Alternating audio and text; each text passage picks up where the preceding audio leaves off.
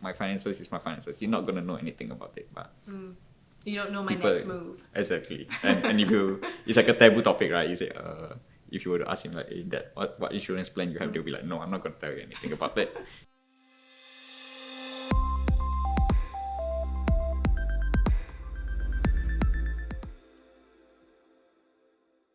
What is in your personal portfolio?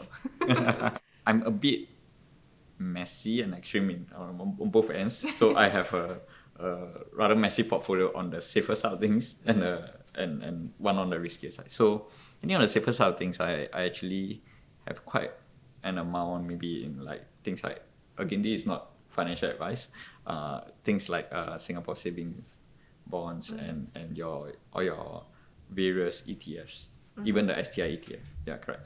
I still have quite high confidence in our current economy and our current companies.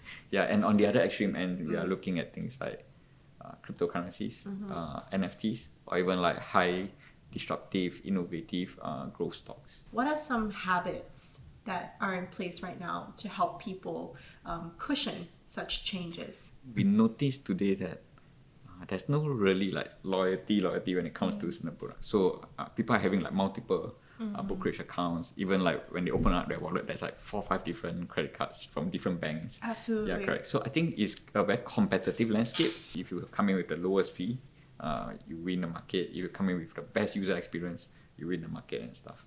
Yeah, but I think when it comes to volatility, we know that people are more open to discuss what's happening in the market now.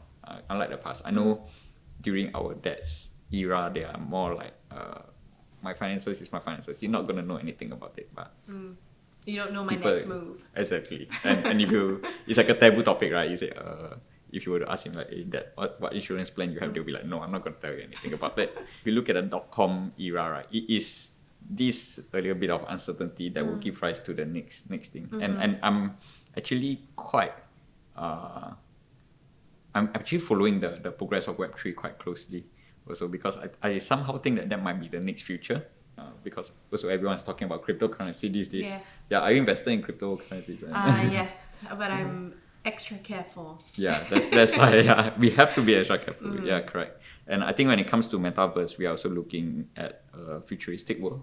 I support that because I'm a futurist. Yeah, I think the best part is you can break unlike out you, and then you yes. can just take a call from your bed or something, right? As the head of marketing, how do you help active investors navigate this new world of investing? I think first things first is definitely the education front. We want them to be aware of all the options that's available, for sure. To like from the most basic things like comparing brokerages. I think if you have seen some of Silly's article, and we also have like Silly reviews where users can come in and give unbiased reviews on products. Yes, that has been very helpful. Yeah. What have you been saying about moomoo? Correct. So I'm actually going to jump on that. So last night I actually did a bit of research. So moomoo has been doing quite well on Silly reviews apparently. Yeah. So you are at 4.2 stars for customer support. So yeah, that's a really good result. Good job. Correct. So I think so back to that. First, we want to have all this information. See, now everybody knows that maybe moomoo is the go-to platform if they want proper customer support and good user experience.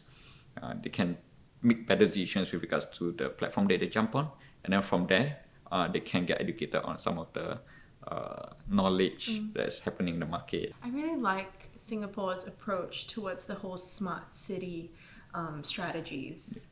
Are you into that? Yeah, me too. Yeah. So in terms of your target audience at Sidley, are they also interested in such topics? I think at least the most immediate thing that they're concerned about is like, when's my GST voucher coming in and stuff like that. Is there going to be increase in tax? Yes. I think that's the most immediate one that hits them. But I think on the forward-looking front, they are appreciative of a few things, right? Such as like moving towards electric vehicles. Of course, the car price is going to be taken into account, but then like moving towards that is actually a good move to really save the environment and all. And the Singapore budget now really helping Singaporeans recover from what's happening during the COVID pandemic. I think these are things that at least on the community front, they are really appreciative. The idea of retiring early, or it can be as simple as just wanting to make more money out of whatever they have at the moment. Of course, I believe when they grow, and they will realize that there's actually a bigger picture to it, right? Like planning for your next generation, planning for your future, and what does the FIRE movement even mean? Yes, Yeah. 100%. I think that's a recurring topic that we talk about, and I think people are really redefining that for themselves, and I think it's here to stay. Ming Feng, I've got a few questions from the community. Sounds good. And yeah, it's just two key questions that they'll like to know from you. So the first one, what is your personal investment strategy? I think we covered a little bit about your portfolio just now, but in terms of your long-term strategy and goals. So maybe I'll share a bit about what I didn't do so well. So Okay. yeah, correct. So I think, okay, as mentioned just now, my strategy is more on this method. We call it the barbell method, where I have like assets allocated on both ends, both very extreme spectrum of things when it comes to risk. But I think that something that I didn't really do so well last year, which I'm going to improve this year, is that I'm going to probably re-optimize the portfolio once in a while, instead of letting that sit in the long term and let it assume that everything will grow over time. So portfolio optimization is really important. You need to go in and check in once in a while, take the profit or take some of the losses so to readjust your portfolio back to where you want it to be initially. Correct. So that's my strategy for this year, putting quite a bit more in the riskier side of things, and also investing in the future of some of the up and coming trends that I believe will dominate the world. Electric vehicles, there is definitely more on the looking at the brands that are creating, like your Tesla, your NIO, all these companies, instead of trying to find that gem locally. I think there's a lot of capital coming in for this space, right? Yep. You've got even the plant setting up for Hyundai Correct. upcoming, and I think it's going to increase the level of competition. Excited for what the future I mean, holds. with competition comes better things for the consumers, I Yeah. think. Yeah. And we're perfect for that in Correct. Singapore. Just sit and wait and choose the best one.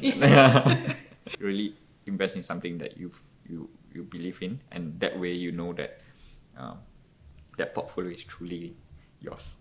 Excellent. Thank you so much, Ming Feng, for joining us today. Thanks for having me, Olivia.